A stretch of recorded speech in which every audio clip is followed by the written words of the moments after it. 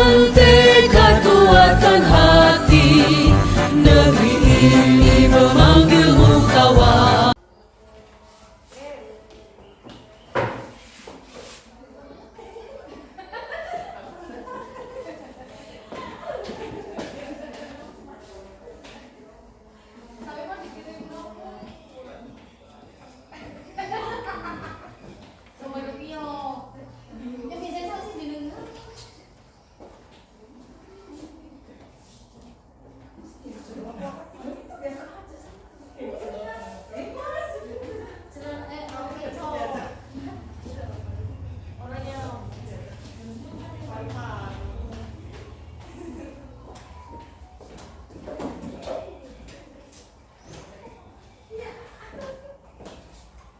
Lanjut.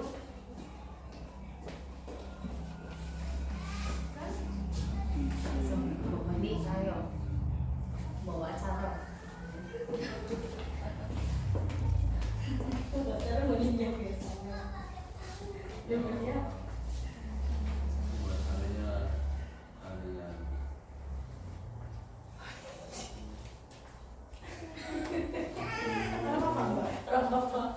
Bukan mau peserta.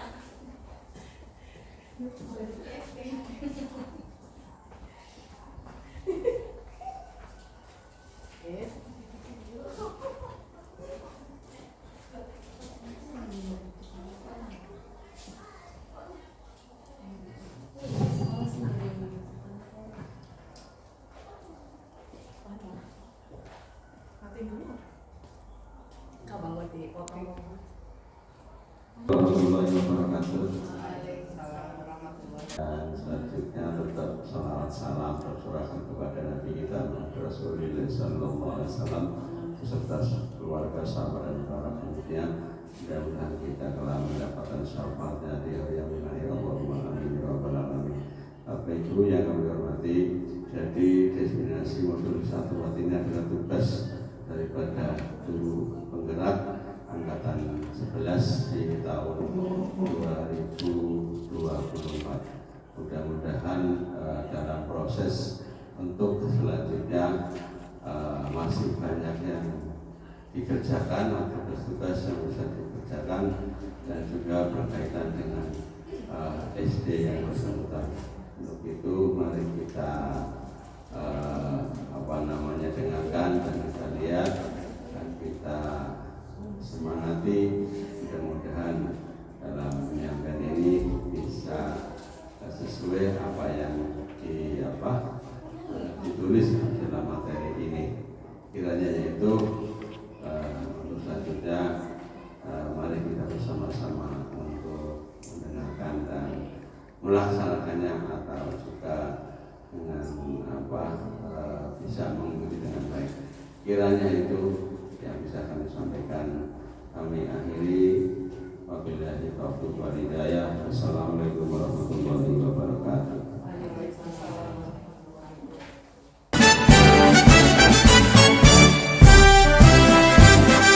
Assalamualaikum warahmatullahi wabarakatuh.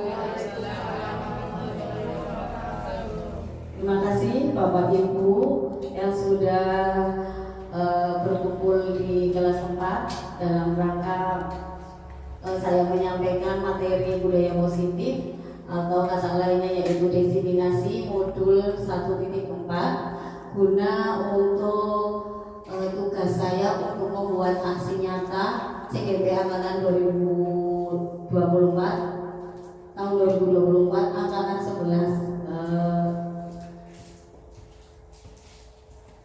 Salawat serta salam tak lupa kita curahkan kepada junjungan besar Nabi Muhammad SAW yang telah melimpahkan rahmat dan syafaatnya hingga kita nanti di yaumil akhir. Bapak Ibu yang saya hormati, sebelum kita mulai, marilah kita bersama-sama menyanyikan lagu Indonesia Raya. Bapak Ibu dimohon berdiri. Indonesia tanah airmu, tanah tumpah darahku,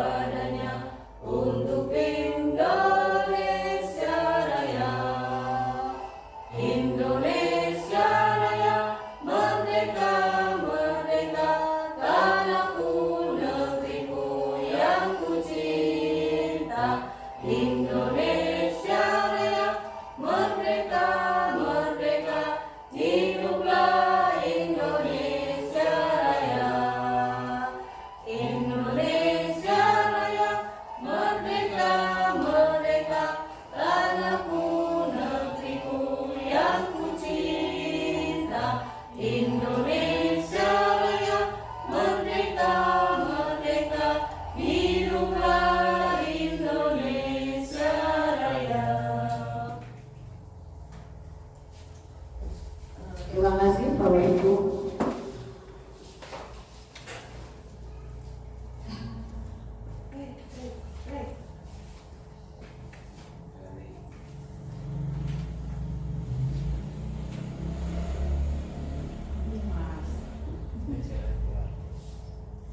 Ya, saya akan menyampaikan budaya positif. Budaya positif kita lihat dari filosofi Ki Hajar Dewantara, yaitu pendidikan dan pengajaran hakikatnya adalah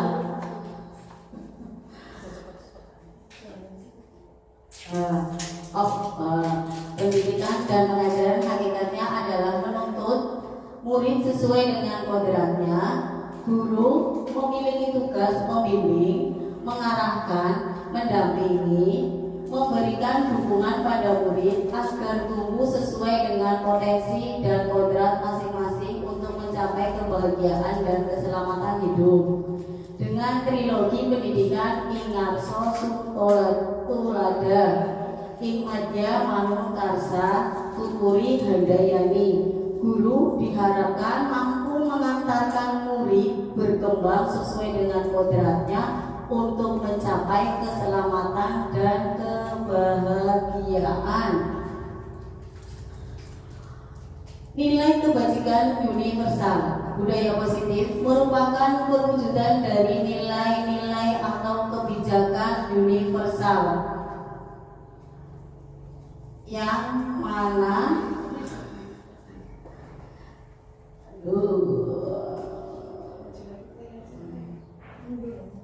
ya, kebijakan universal yang diterapkan di sekolah. Budaya positif di sekolah di pos aja mas. Di sekolah tidak dapat diciptakan secara instan. Dalam menerapkan budaya positif di sekolah diperlukan tuntutan dan tauladan dari seorang guru. Guru harus menjadi contoh yang baik sehingga murid dengan kesadarannya sendiri akan mengikuti apa yang dilakukan guru. Kebijakan universal ada di dalam profil belajar Pancasila. Di antaranya lanjut, belajar Pancasila itu ada beriman, bertakwa kepada Tuhan Yang Maha Esa, berakhlak mulia, kemudian mandiri, bernalar kritis, kreatif, bergotong royong, dan berkeanekaan global. Bentuk kebinekaan global. Disiplin positif di sekolah adalah nilai-nilai kebajikan atau kebiasaan-kebiasaan baik di sekolah yang berpihak pada murid agar mereka menjadi pribadi yang kritis, penuh hormat dan bertanggung jawab. Budaya positif meliputi 6 hal. Yang pertama ada perubahan paradigma. Yang kedua ada konsep disiplin positif. Kemudian yang ketiga ada keyakinan kelas. Yang keempat ada kebutuhan dasar manusia. Yang kelima ada posisi kontrol. Dan yang keenam adalah segitiga restitusi. Yang pertama, perubahan paradigma. Filosofi pemikiran Ki Hajar Dewantara, anak bukanlah tabula rasa, maka pendidik harus memposisikan muridnya seperti sebuah kertas yang sudah memiliki sketsa yang harus ditebalkan. Pendidikan menuntut segala kodrat yang ada pada anak-anak agar mereka dapat mencapai keselamatan dan kebahagiaan yang setinggi-tingginya, baik sebagai manusia maupun sebagai anggota masyarakat. Kodrat alam dan kodrat zaman. Ki Hajar Dewantara menjelaskan bahwa dasar pendidikan anak berhubungan dengan kodrat alam dan kodrat zaman. Kodrat alam berkaitan dengan sifat dan bentuk lingkungan di mana anak berada, sedangkan kodrat zaman berkaitan dengan isi dan irama. Budi pekerti dapat diartikan sebagai perpaduan antara cipta atau kognitif, karsa atau afektif, sehingga menciptakan karya atau psikomotorik. Berhamba pada anak. Dari pengalaman Ki Hajar Dewantara dengan anaknya yang bernama Asti, Kita harus memuliakan anak, memberikan kebahagiaan dan penghargaan setinggi-tingginya sehingga anak bisa selamat dan bahagia. Perubahan paradigma untuk menciptakan budaya positif, sekolah perlu menyediakan lingkungan yang positif, aman, dan nyaman agar murid-murid mampu berpikir, bertindak, dan menciptakan dengan merdeka, mandiri, dan bertanggung jawab. Perubahan paradigma teori kontrol, psikiater dan pendidikan Dr. William Glasson dalam kontrol teori yang kemudian hari berkembang dinamakan Coase teori meluruskan beberapa inkonsistensi tentang makna kontrol.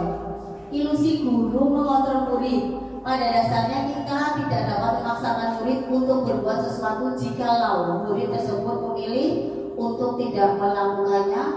Ilusi bahwa semua penguatan positif, afektif, dan bermanfaat, penguatan positif atau rujukan adalah bentuk-bentuk kontrol. Ilusi bahwa kritik dan membuat orang merasa bersalah dapat menguatkan karakter. Menguatkan karakter dan rasa bersalah untuk mengontrol murid menuju pada identitas gagal. Ilusi bahwa orang dewasa memiliki hak untuk memaksa. Banyak orang dewasa yang percaya bahwa mereka memiliki tanggung jawab untuk membuat murid-muridnya berbuat hal-hal tertentu.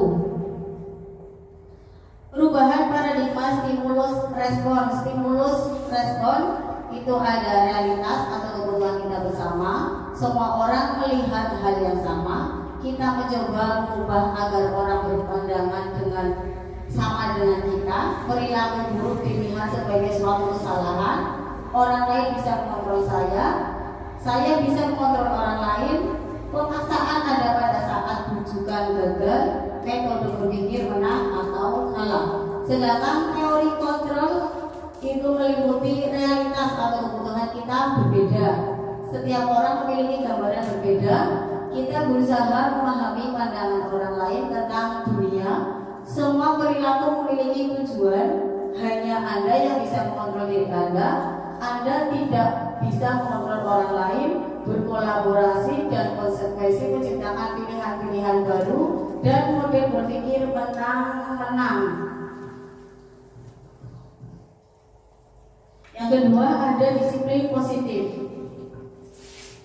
Kita mendengar kata disiplin, apa yang kita bayangkan di benak Anda, apa yang terlintas di pikiran Anda. Kebanyakan orang akan menghubungkan kata disiplin dengan tata tertib, teratur, dan kepatuhan pada peraturan.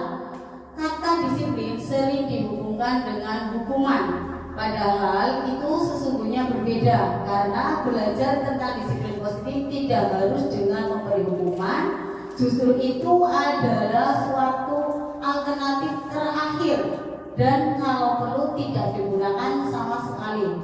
Sebagai pendidik, tujuan kita adalah menciptakan anak-anak yang memiliki disiplin diri sehingga mereka bisa berperilaku dengan mengacu pada nilai-nilai kebajikan universal dan memiliki motivasi intrinsik bukan ekstrinsik. Apakah Anda setuju dengan pernyataan ini? Mendisiplinkan anak dengan hukuman, anak harus dipaksa dulu, nanti akan terbiasa.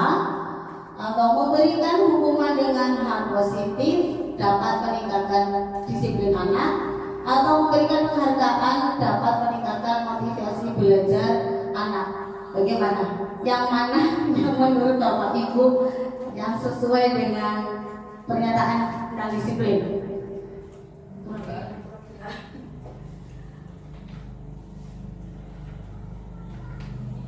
Yang ketiga, penghargaan. Oke, boleh. Kemudian hukuman. Kadang kita pernah memberi hukuman ke anak juga ketika melanggar peraturan kayak gitu ya. Kemudian untuk memaksa kadang pasti pernah mengalami, cuma kita nggak merasakan hal tersebut. Ya, nanti kita lanjutkan ke materinya, akan memahami tiga pertanyaan tersebut. Nah, disiplin positif. merupakan upaya untuk mendisiplinkan perilaku murid dengan menumbuhkan motivasi internal dalam bertanggung jawab dan kesadaran diri berdasarkan nilai-nilai kebajikan sehingga mampu mengontrol secara mandiri segala tindakan. Tujuan dari disiplin positif adalah membentuk murid-murid yang berkarakter, berdisiplin, santun, jujur, peduli, tanggung jawab, dan merupakan pembelajar sepanjang hayat. Motivasi perilaku manusia ada 3. Yang pertama, menghindari ketidaknyamanan atau hukuman. Nah, yang tadi sudah pernah saya sampaikan, ternyata ini tidak nyaman bagi anak-anak. Kemudian mendapatkan imbalan atau penghargaan dari orang lain, seperti tadi. Kemudian yang ketiga ada menjadi orang yang mereka inginkan dan menghargai diri sendiri dengan nilai-nilai yang mereka percaya hanya untuk diri sendiri. Ini yang ketiga. Motivasi terbaik bagi diri siswa, apa motivasinya? Utamakan menjadi orang yang mereka inginkan dan menghargai diri sendiri dengan nilai-nilai yang mereka percaya, yaitu guru hendaknya menghindari pemberian hukuman dan reward yang berlebihan dalam memotivasi murid guna meminimalisir motivasi eksternal. Justru ini tidak boleh diberikan reward. Kemudian yang ketiga ada keyakinan kelas.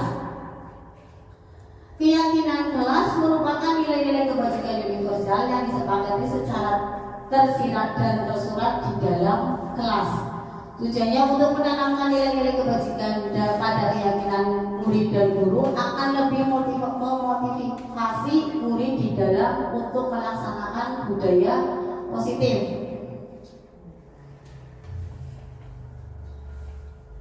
Mengapa keyakinan kelas? Mengapa tidak peraturan kelas saja? Mengapa adanya keyakinan kelas penting untuk terbentuknya sebuah budaya positif, dan bagaimana mewujudkan sebuah keyakinan kelas yang efektif? Pembentukan keyakinan kelas atau sekolah. Keyakinan kelas bersifat abstrak daripada peraturan yang lebih rinci dan konkret. Keyakinan kelas berupa pernyataan-pernyataan universal.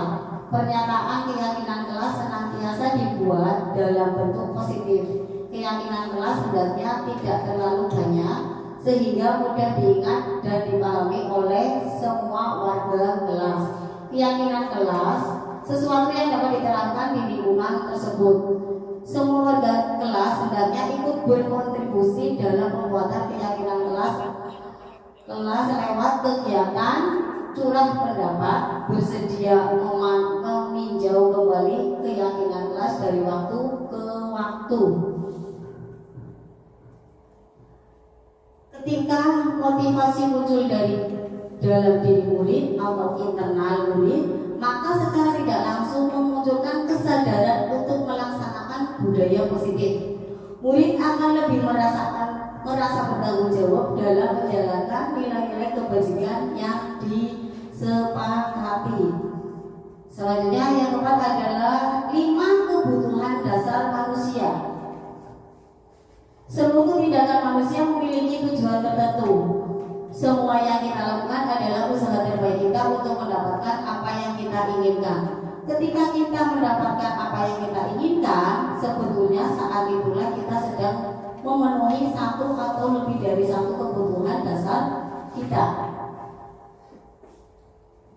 Kebutuhan bertahan hidup atau survival adalah kebutuhan yang bersifat fisiologis untuk bertahan hidup, misalnya kesehatan, rumah, dan makanan. Kasih sayang dan rasa diterima atau kebutuhan untuk diterima adalah kebutuhan ini, dan 3 kebutuhan berikutnya adalah kebutuhan psikologis. Kebutuhan untuk disayang dan diterima meliputi kebutuhan akan hubungan dan koneksi sosial, kebutuhan untuk memberi dan menerima kasih sayang, dan kebutuhan untuk merasa menjadi bagian dari suatu kelompok. Penguasaan atau kebutuhan pengakuan atas kemampuan. Kebutuhan ini berhubungan dengan kekuatan untuk mencapai sesuatu, menjadi kompeten, menjadi terampil, diakui atas prestasi dan keterampilan kita. didengarkan dan memiliki rasa harga diri. Kebebasan, kebutuhan akan pilihan. Kebutuhan untuk bebas adalah kebutuhan akan kemandirian, otonomi, memiliki pilihan, dan mampu mengendalikan arah hidup seseorang. Selanjutnya adalah kesenangan atau kebutuhan untuk merasa senang, yaitu kebutuhan akan kesenangan adalah kebutuhan untuk mencari perlindungan, kesenangan bermain, dan tertawa. Yang kelima ada 5 posisi kontrol. Posisi kontrol restitusi ada 5, yaitu penghukum, pembuat merasa bersalah, teman, pemantau, dan manajer.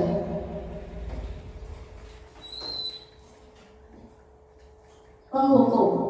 Guru menghukum sering menggunakan hukuman fisik maupun guru hukum hasil hukum ya. Penghukum atau guru penghukum sering menggunakan hukuman fisik maupun verbal. Guru yang menjalankan posisi penghukum senantiasa mengatakan bahwa sekolah memerlukan sistem atau alat yang dapat lebih menekan murid-murid lebih dalam lagi. Selanjutnya ada pembuat merasa bersalah. Guru dengan tipe pembuat merasa bersalah akan menggunakan keheningan yang membuat orang lain merasa tidak nyaman, bersalah, atau rendah diri. Selanjutnya ada teman. Guru pada posisi teman tidak akan menyakiti murid, namun akan tetap berupaya mengontrol murid melalui persuasi. Posisi teman pada guru bisa negatif ataupun positif. Posisi di sini berupa hubungan baik yang terjalin antara guru dan murid.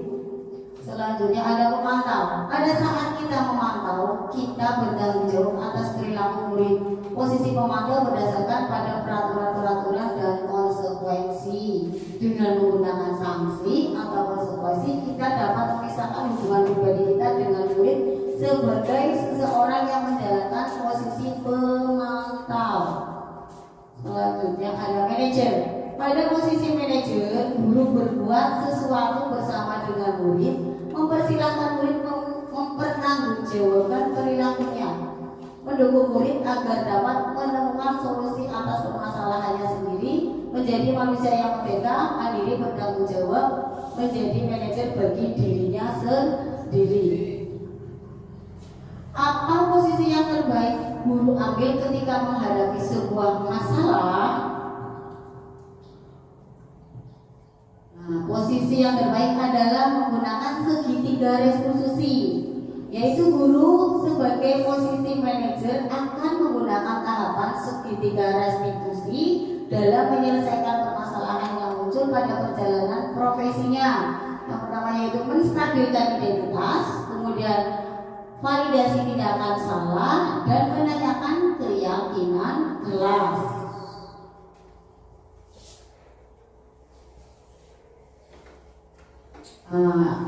Di sini penjelasan dari segitiga restitusi.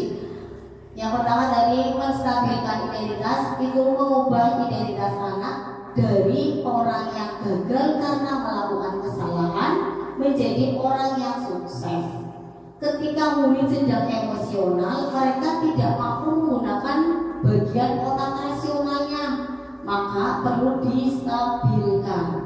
Kemudian yang kedua adalah menanyakan memvalidasi tindakan yang salah, bahwa setiap perilaku murid memiliki alasan, maka dari itu perlu adanya validasi dari perilaku tersebut.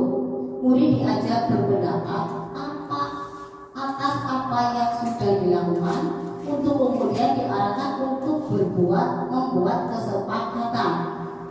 Ketiga, itu menanyakan keyakinan kepada murid yang telah melakukan kesalahan setelah memvalidasinya dengan tujuan menumbuhkan kesadaran sendiri atas kesepakatan yang diinginkan dan dibuat bersama. Dengan begitu murid akan merasa lebih bertanggung jawab atas perilakunya. Budaya positif merupakan perwujudan dari filosofi pendidikan Ki Hajar Dewantara yang menjadi tujuan pendidikan nasional, yaitu pendidikan yang berpihak pada murid, yang berorientasi pada cara menuntun murid dalam tumbuh dan berkembang sesuai dengan kodratnya untuk mencapai keselamatan dan kebahagiaan. Untuk mewujudkan budaya positif, maka seorang guru perlu memiliki nilai-nilai sebagai berikut, yaitu berpihak pada murid, mandiri, reflektif, kolaboratif, dan inovatif. Selain itu, guru juga harus mampu menjadi pemimpin pembelajaran coach bagi rekan guru, mendorong kolaborasi, mewujudkan kepercayaan murid, dan menggerakkan komunitas transisi. Guru hebat mampu membawa perubahan yang positif, baik bagi diri sendiri, orang lain, dan sekolahnya. Salah satu perubahan yang sesuai dengan tujuan pendidikan nasional adalah mewujudkannya budaya positif di sekolah. Dengan muara akhir adalah pendidikan yang berpihak pada murid. Dengan prakarsa, perubahan berpedoman pada prinsip inquiry apresiatif dan tahapan bekerja akan memudahkan mencapai budaya positif di sekolah yang sesuai dengan filosofi Ki Hajar Dewantara. Demikian yang bisa saya sampaikan. Akhir salam. Terima kasih. Assalamualaikum warahmatullahi wabarakatuh.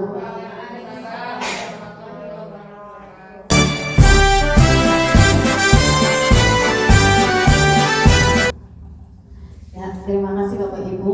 Di sini saya akan menyampaikan cara membuat keyakinan kelas dengan model tadi yang sudah saya sampaikan, yaitu modul 1.4 tentang kedisiplinan kelas, disiplin positif. Di situ ada keyakinan kelas atau kesepakatan kelas. Di sini kita pasti sering atau mendengar peraturan kelas yang pernah kita jumpai atau kita laksanakan di kelas atau di sekolahnya masing-masing. Salah satu peraturan kelas yang sering kita ucapkan biasanya yaitu tidak boleh datang terlambat, kemudian tidak boleh makan di kelas, tidak boleh membuang sampah sembarangan. Itu salah satunya. Moga Bapak Ibu, nanti saya akan bagikan kertas, kemudian Bapak Ibu isi dengan kalimat peraturan kelas yang Bapak Ibu kehendaki. Okay. Nanti setelah diisi, kemudian ditempelkan di sini. Ya, setelah ditempelkan nanti kita bahas bersama-sama tentang peraturan kelas tersebut. Monggo diisi dulu ya.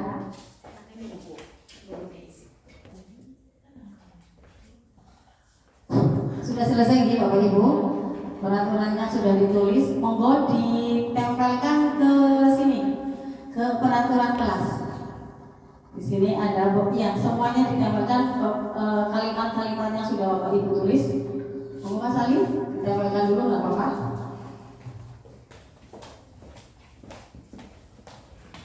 Ditempelkan, iya, tempel saja itu. Kalau nggak nempel nanti kita kasih ini isolasi.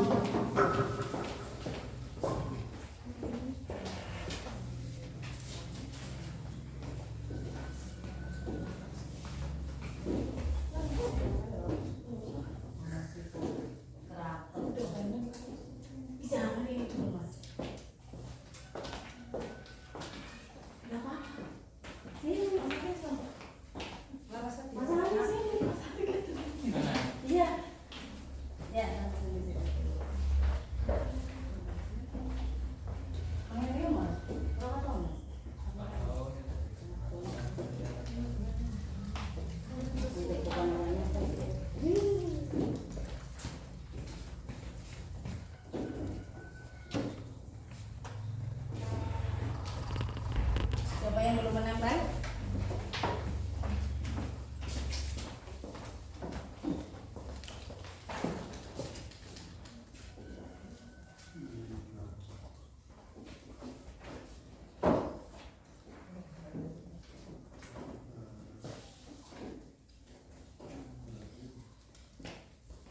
Ya, terima kasih. Ini salah satu peraturan kelas yang sering sering kita buat ketika di dalam kelas. Salah satunya adalah tidak akan nakal, tidak akan bermain air, kemudian tidak akan datang terlambat, tidak akan membuli teman, kemudian tidak akan piket, tidak akan merusak fasilitas sekolah, tidak akan mencoret-coret meja, tidak akan terlambat, tidak akan bercanda ketika pembelajaran, tidak akan mainan di dalam kelas, tidak akan mengganggu pembelajaran, tidak akan mencoret-coret kursi, dan tidak akan mengganggu teman ketika sedang belajar. Ini adalah peraturan kelas yang sering kita buat. Namun kalimat-kalimat tersebut yang sudah saya sampaikan itu termasuknya kalimat negatif. Kalimat negatif ini yang membuat siswa seumpamanya tidak akan nakal. Justru siswa itu penasaran dengan nakal. Akhirnya siswa tersebut bukannya tidak nakal, justru akan melakukan. Kemudian tidak akan mencoret-coret. Siswa itu berpikirnya mencoret-coret. Mencoret-coret apa sih? Akhirnya dia mencoret-coret. Untuk itu kita rubah menjadi kalimat positifnya. Dari beberapa kalimat ini dirubah menjadi kalimat positif. Salah satunya tidak akan nakal, akan menyayangi teman. Kemudian tidak akan mencoret-coret, akan menjaga fasilitas sekolah. Ya, paham nih Bapak Ibu? Nah dari situ, mari kita buat kalimat positif dari peraturan tersebut. Saya bagi yang berwarna hijau, kemudian ditulis sesuai dengan tadi yang sudah Bapak Ibu tulis. Tidak akan terlambat berarti akan datang tepat waktu. Tidak akan membuang sampah sembarangan berarti membuang sampah pada tempatnya. Seperti itu ya. Ya.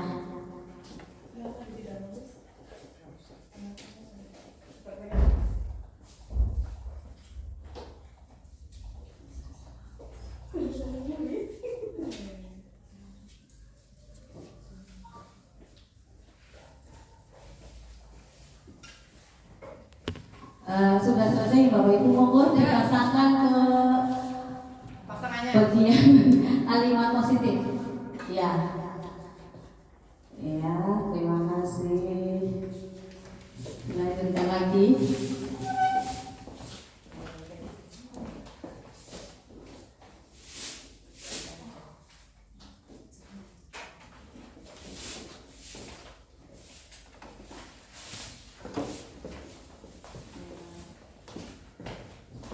Terima kasih.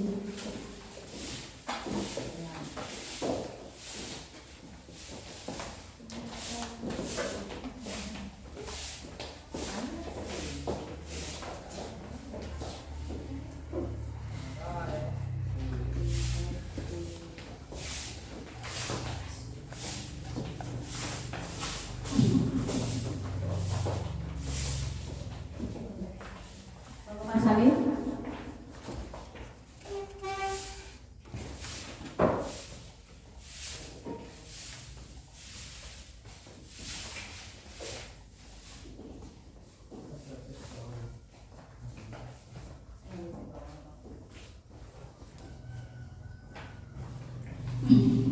Ya, terima kasih sudah membuat kalimat positif dari peraturan kelas.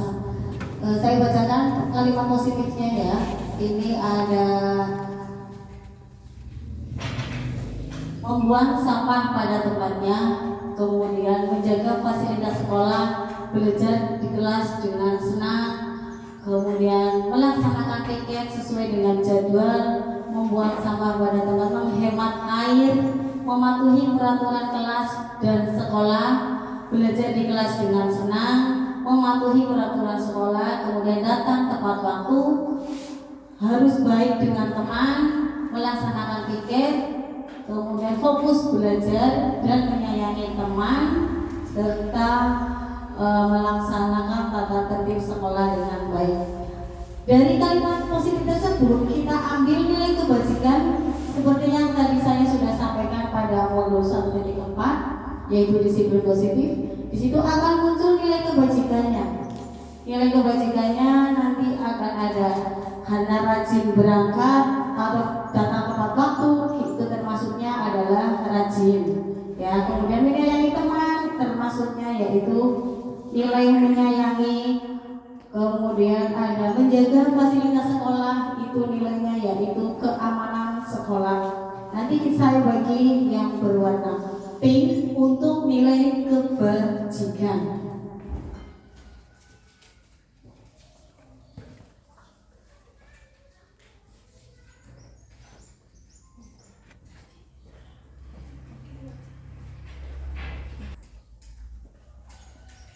Sudah ditulis nilai kebajikannya ya Bapak Ibu. Monggo ditempelkan untuk yang nilai kebajikan. Ada 5 dari kalimat positif yang sudah disampaikan.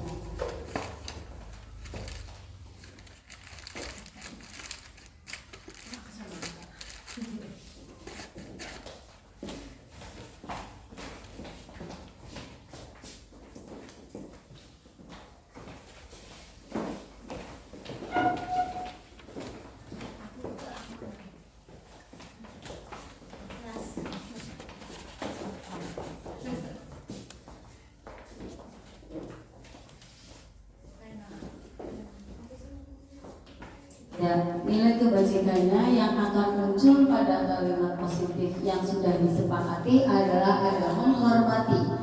Di sini menghormati teman-teman dan menghormati Bapak Ibu guru terutama ya. Kemudian keamanan, keamanannya supaya menjaga fasilitas sekolah, kemudian tidak mencoret-coret meja, kursi, tembok. Kemudian menyayangi dengan teman itu salah satunya tidak membuli teman.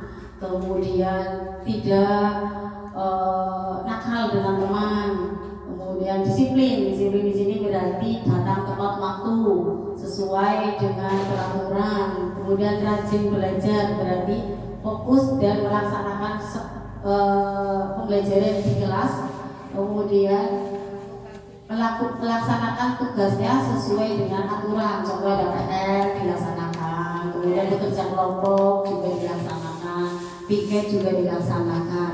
Dari sini, dari nilai kebajikan tersebut akan muncul tampak dan tidak tampak. Salah satunya yang tampak itu berarti rajin. Muncul kan rajinnya siswa ketika belajar, melaksanakan piket. Kemudian keamanannya tampak. Dia tidak mencoret-coret, menjaga keamanan sekolah. Nah, yang tidak tampak itu yang menyayangi. Masa iya saya menyayangi ibu guru, saya harus terus ibu guru, itu namanya tidak tampak. Menghormati juga tidak tampak di sini. Kalau disiplin jelas tampak sekali karena siswa datang itu kita pasti sudah bukan dahulu. Itu nanti kita munculkan tampak dan tidak tampaknya. Saya bagi kertas yang berwarna kuning.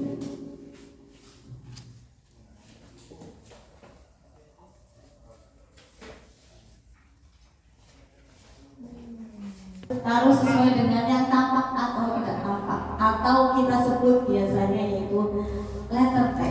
Nah, jalan-jalan letter T. Nanti setelah T, nanti ke letter Y. Nah, gini. Monggo Bapak Ibu dicantumkan yang tampaknya seperti apa, kemudian yang tidak tampak seperti apa. Keamanan itunya tampak. Kalau yang rasa-rasa itu figurnya tidak tampak, karena rasa itu dari hati. Belum temu loh. Tanggung jawab tampak, rajin tampak.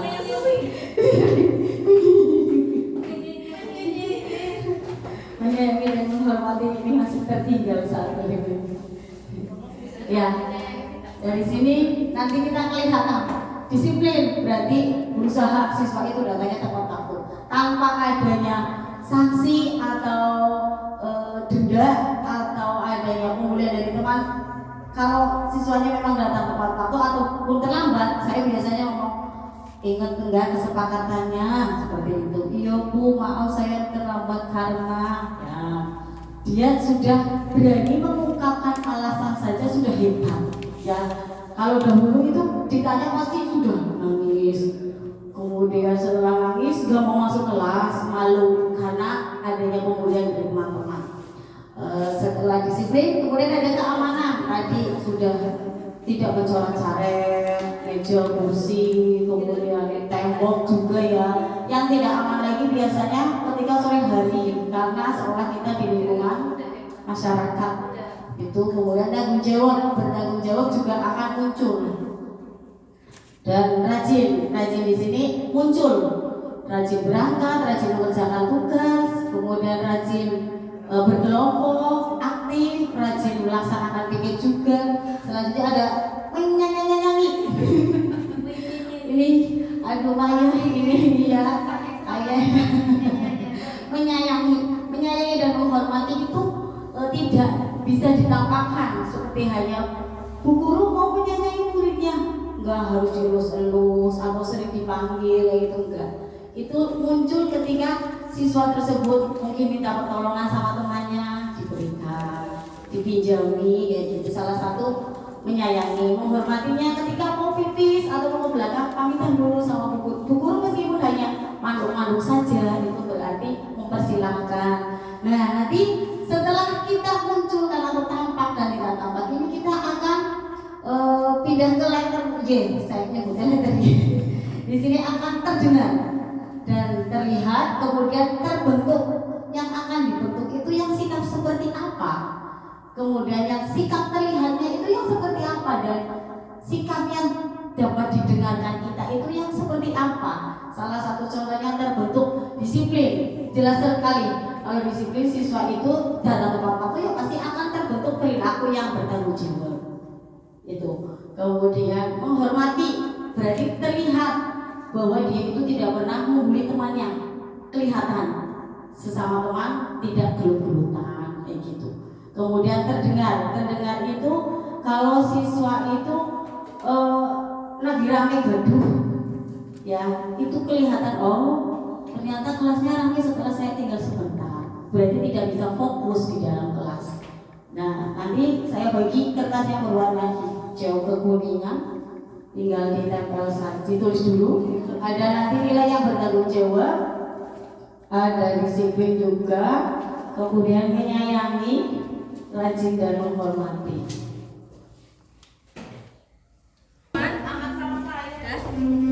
Ya.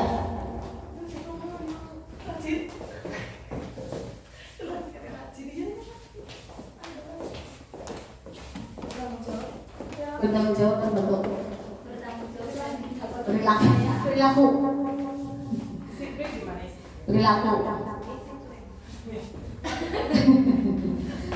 Ya. Nah, terima kasih. Sudah berpartisipasi. Di sini akan terlihat siswa yang disiplin, kemudian siswa yang terbentuk pertanggungjawabannya sebagai siswa di sekolah dan rajin. Kemudian terdengar nanti siswa itu tidak membuli, tidak rame, itu salah satu menghormati dan muncullah terdengar tersebut. Dari sini keyakinan kelas ini terbentuk, kemudian nanti kalau bisa kita buat kesepakatan atau keyakinan kelas untuk di print atau dicetak supaya ditempelkan di kelas. Ketika siswa yang melanggar, salah satunya siswa disuruh membaca saja. Coba mas, kamu ingat nggak keyakinan kelas yang sudah kita bentuk? Kamu tadi terlambat, ingat apa tidak? Bu guru tidak akan memberi sanksi. Bu guru hanya tanya kenapa kamu terlambat. Nanti siswa pasti muncul sendiri. Begini bu, tadi malam saya tidurnya sampai malam bu, terus bangunnya kesiangan. Nah, itu kita muncul ke segitiga restitusi. Setelah siswa tersebut memberanikan diri mengungkapkan alasannya, guru memberikan satu pengertian atau nasihat supaya siswa tersebut tidak terlambat lagi, dan siswa tersebut memberi komitmen supaya tidak terlambat dan melaksanakan kesepakatan kelas atau keyakinan kelas yang sudah dibuat bersama-sama. Demikian saya sampaikan cara menggunakan atau materi keyakinan kelas untuk di sekolah dan di kelasnya masing-masing. Terima kasih atas perhatiannya. Assalamualaikum warahmatullahi wabarakatuh.